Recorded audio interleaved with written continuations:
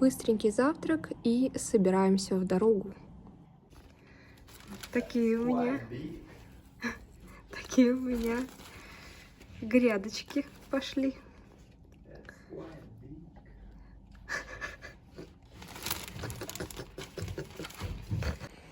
Скажи еще раз. У нас сегодня выходной.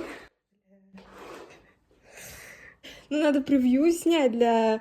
В общем, это влог. Все, мы поехали гулять. Чё? Чупа-чупс возьмешь? Сколько взять? Много. Сколько? Много. Чтобы нормально было. Я взяла 5 штук. Хватит? Знаешь, мне больше одного уже тяжело как-то. Посмотрите, какие у нас классные дороги. Тут вроде бы в прошлом году стелили асфальт. Ну, максимум в позапрошлом. Выезжаем за Волгу. Вон там на льду скопление черных точек. Как пингвины сидят рыбаки из АГС. Между прочим, там вообще не очень крепкий лед. Плюс сейчас уже середина марта. Но сидят, потому что глубина хорошая, наверное. Лёва сказал, что у них могут быть соревнования. Ехать нам в Кировскую область, чуть дальше Йошкар-Олы. Мы собрались в Яранск. Я не очень комфортно чувствую себя в дороге, особенно в межгород, на машине. У меня постоянная тревога и тяжело расслабиться. Особенно, когда по одной полосе в каждую сторону. Плюс дальше дорога местами была разбитая. Ямы такие, что можно без колес остаться. Плюс снег тает, вода начала разливаться, и можно словить гидроудар. Хорошо, что хоть темнеет не рано. Но так красиво.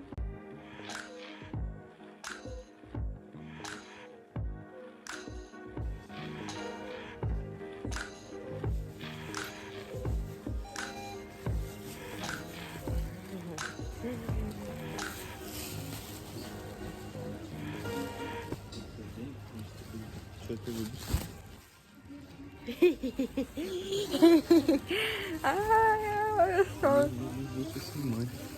Все, попал в кадр. Посмотрите, какой тут крутой магаз. Такие вкусняшки даже у нас не в каждом магазине найдешь. Хотя это просто спар у дороги в поселке Аршанка. Меня водой залило. Сколько тут песиков. Давай сюда. Опять все забрызгано.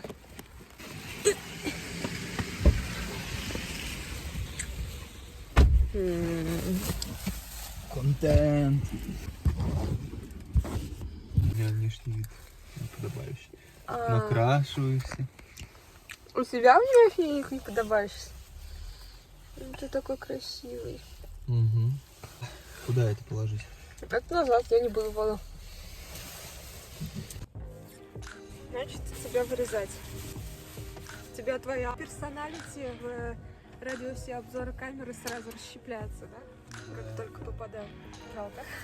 Едем дальше. Мы в дороге слушали музыку и радио, поэтому пришлось во многих местах вырезать звук. Надеюсь, не прилетит жалоба за нарушение авторских прав.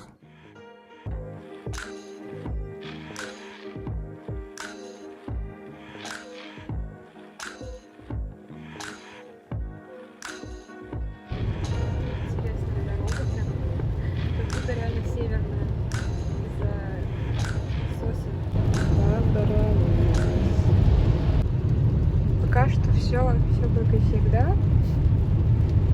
Единственное отличие от нашей местности то, что тут холм какой-то там. Надо как-нибудь куда-нибудь на север, прям совсем север-север съездить. А лучше на поезде покататься. Сколько, интересно, стоит поезд до Владивостока? Куда-нибудь в том направлении поехать, чисто весь отпуск в поезде.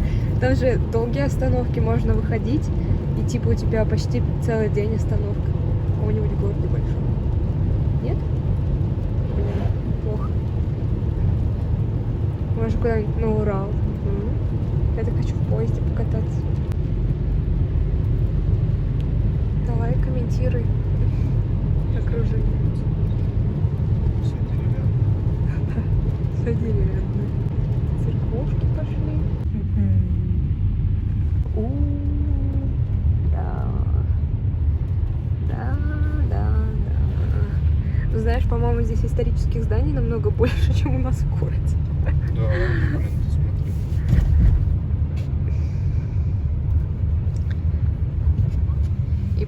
И по крайней мере их не испортили. Иногда лучше пусть лучше так, чем как-нибудь как у нас, когда плиткой все обделают. Пойдем. Ах, если бы не дождик.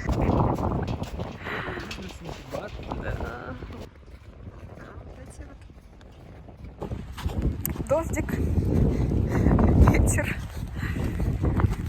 Да, тебе точно придется комментарии давать. Да. Че, пойдем кепочку мне какую-нибудь купим? Пойдем мне кепочку какую-нибудь купим. Я не знаю только где.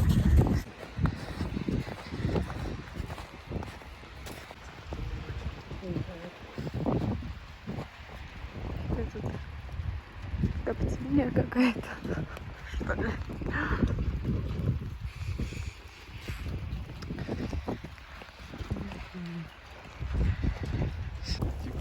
Колгейт, саламандр. Удивительно, как по-разному могут жить люди в городах, основанных примерно в одно время. Численность населения этого города достигла своего максимума в 2001 году и была примерно 20 тысяч человек, что в принципе не очень мало. Сейчас же она уменьшилась более чем на четверть, и это 14 тысяч человек. Бросаются в глаза деревянные дома, их тут очень много. Выглядят они очень старыми, и вообще-то удивительно, что они так сохранились. Обычно такие дома сгорают или перестраиваются. Есть спиртоводочный завод, очень, кстати, похож на наш ликероводочный, такой же кирпич, только не крашеный. Но сейчас он не работает. В этом городе есть завод, пищевой комбинат, типография, швейная фабрика, плюс здесь перерабатывают дерево и обслуживают локомотивы. Зашли в какой-то магазин Эдем. Это, видимо, аналог улыбки радуги или ритуаля, что тут посередине. Купили гель для душа такой новогодний. Интересно, но там хороший такой выбор.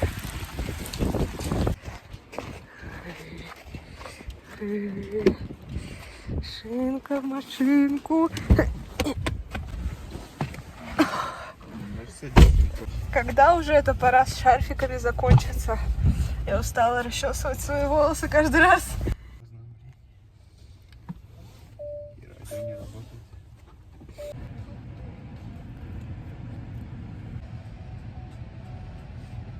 Прям как глинтвейн пахнет. И прям корицей пахнет. И зеленым яблоком, красным яблоком. Написано экстракт имбиря, но я имбирь не чувствую почти. Хотя чуть-чуть, может быть.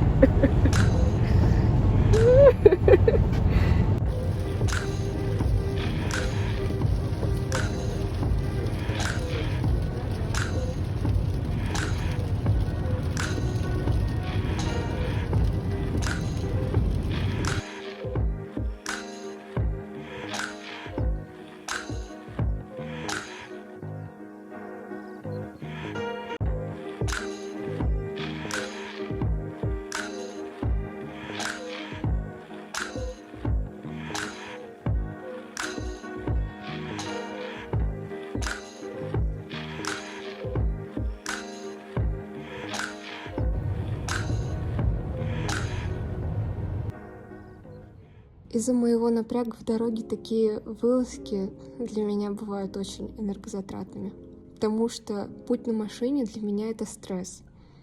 Так что крысы у меня мои тотемы, снимающие напряжение.